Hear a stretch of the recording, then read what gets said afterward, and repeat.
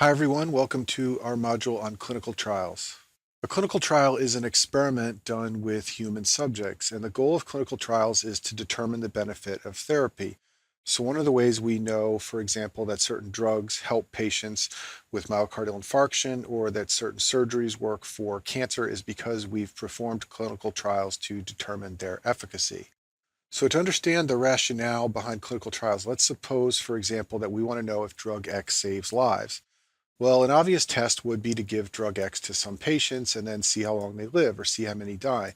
And this is actually the way people used to determine whether or not therapies worked. And the problem is that it often suggests that something works when in fact it doesn't.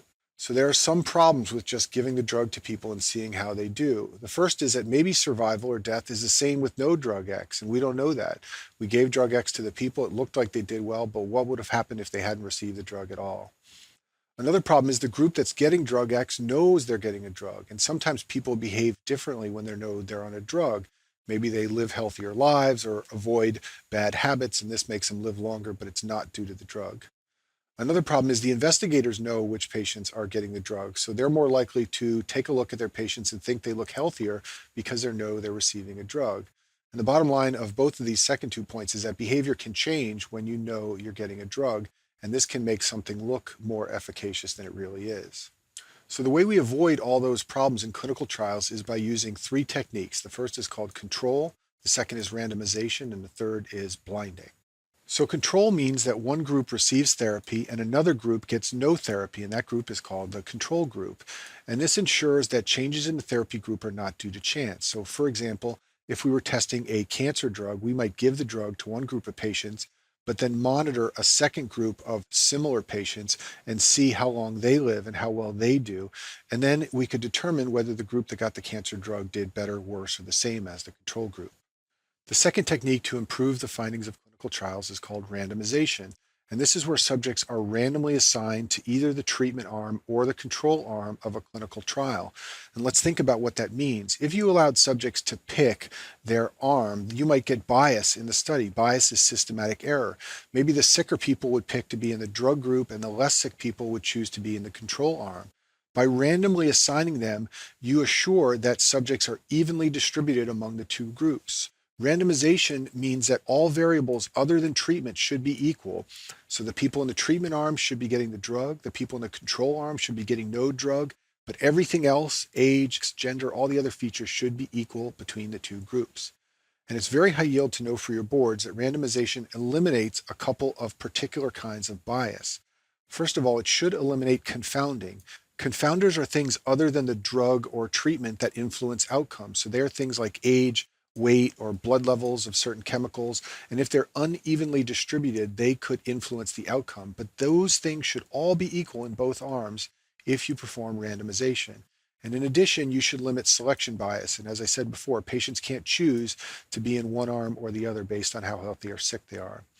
And in every clinical trial you read, you will see something called Table 1. And Table 1 always shows the demographics of the two groups, the treatment group and the control arm, and it demonstrates that randomization was done effectively. And this is a hypothetical example of what a Table 1 might look like in a clinical trial. So there would be an intervention group right here and a control group right here.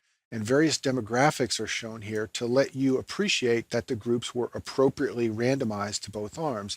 So the number of men should be equal in both groups. And here you can see there's 49% in the intervention group and 51% in the control group. There's often a p-value reported to show that there is a non-significant difference between the two groups because they're usually not exactly matched, they're slightly different, but the p-value should indicate that those differences are not statistically significant. Same thing for mean age here is very close. There's no significant difference. Percent that are African American, systolic blood pressure, and you'll see many, many things listed in a Table 1. And like I said, if randomization was done effectively, there should be no significant differences between any of the groups. The third element of a clinical trial that improves the outcomes is called blinding. And this is when intervention subjects are given the therapy or drug, but control subjects are also given something called a placebo. A placebo is something that looks like the therapy or drug, but doesn't have the medication or doesn't have any benefit. So in medication trials, usually the placebo is a pill that looks just like the drug, but it doesn't have the medication inside. When you do the trial this way, it means the subjects don't know whether they're getting treatment or not, and therefore they can't alter their behavior based on whether or not they think they're getting the drug. Trials can be single blind when the subjects in the trial aren't aware. Sometimes they're double blind. This means the subjects and the providers are unaware. So if the providers know who's getting the drug or not, this may affect the way they record findings like physical exam findings or symptoms. But by blinding the providers, then you ensure that they can't develop bias when they're recording how patients are doing. And then triple blind means that subjects, providers, and data analysts are unaware. So in some studies, there's concern that the data analysts could skew the data one way or another if they wanted to come out a certain direction. But if it's triple blind, then even the people analyzing data don't know who got the drugs and who didn't. They just analyze the data as group one and group two. And only after they report their findings do you reveal which group got the drug and which group got the placebo. You should know that the best evidence for the efficacy of drugs or radiation therapy or surgery comes from trials that are randomized, controlled, and blinded.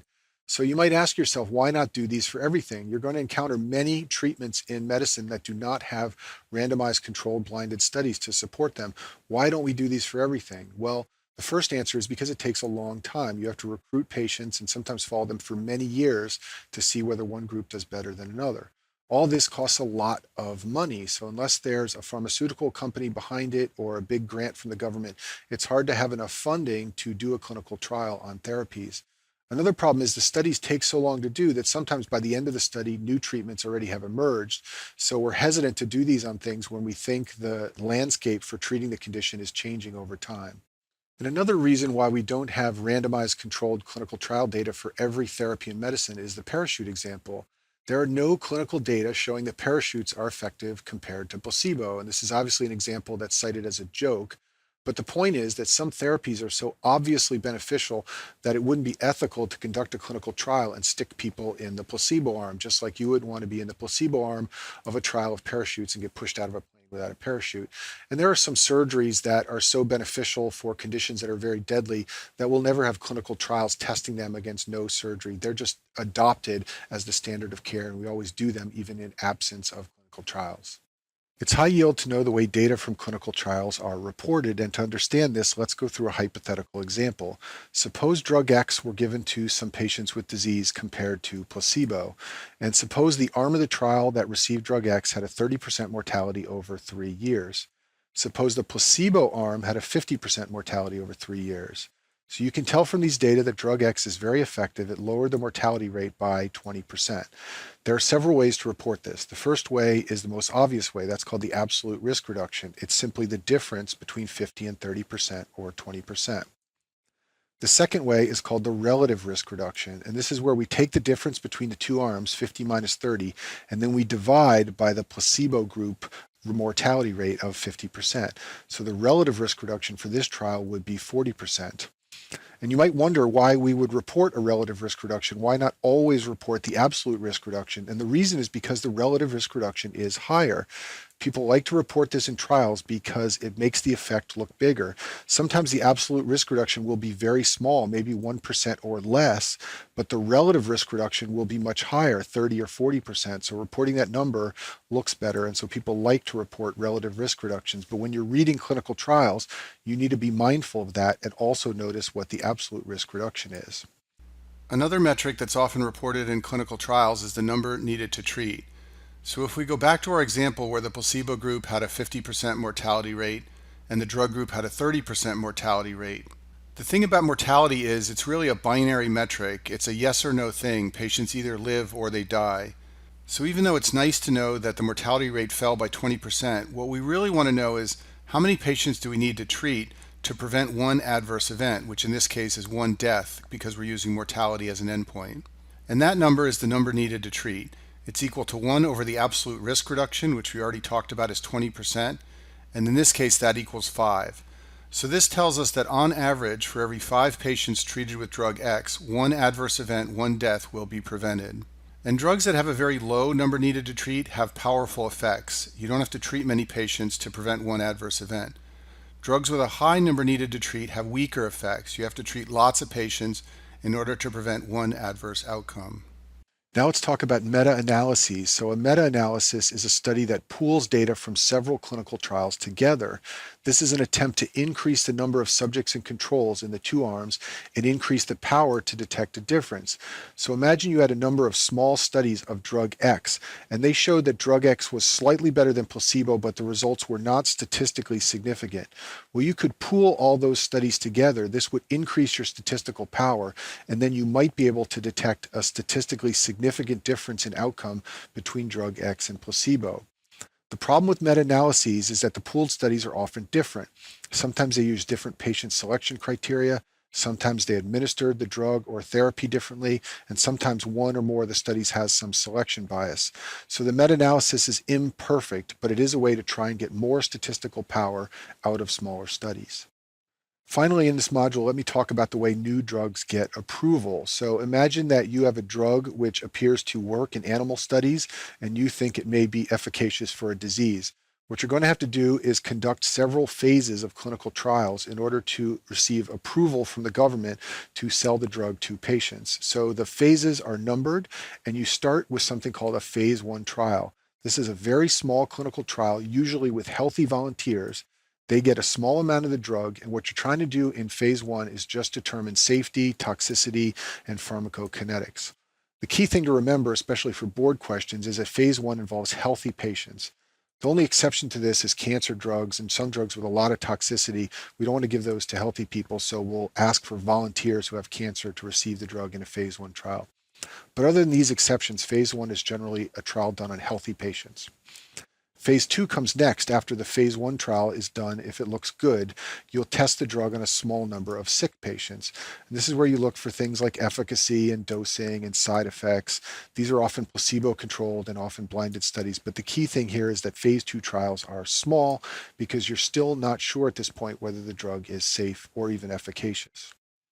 Phase 3 are the big clinical trials that are done before a drug hits the market, usually a large number of sick patients, usually lots of patients in many different centers. These are usually randomized, and the key thing you want to know here is how effective the drug is compared to placebo or whatever the standard care is. And if your phase 3 trial goes okay, then you can apply for and potentially receive FDA approval. And you can imagine that all this testing takes a lot of time and costs a lot of money, and this is why it is generally large drug companies that are able to bring these things to market. It's very hard for a small researcher to do this on their own. There is something called a phase 4 study, which is a post-marketing study. This is done after the drug's been brought to market. And this is done to monitor for long-term effects that maybe weren't detected in the phase 1, 2, or 3 trials. So sometimes we notice after a drug's gone on the market that patients are developing a certain side effect. And if that happens, sometimes pharmaceutical companies will be instructed by the FDA to conduct a phase 4 trial to see if there's an increase in adverse events in patients taking the drug. Also, sometimes you find that when a drug comes to market, it's being used in different groups of patients than it was tested on in the first 3 phases of the trial. So you'll sometimes do a phase 4 study to see the benefit in a different group. But the key thing to remember here, especially for board questions, is that a phase 4 clinical trial is done after the drug's been brought to market. And that concludes our module on clinical trials.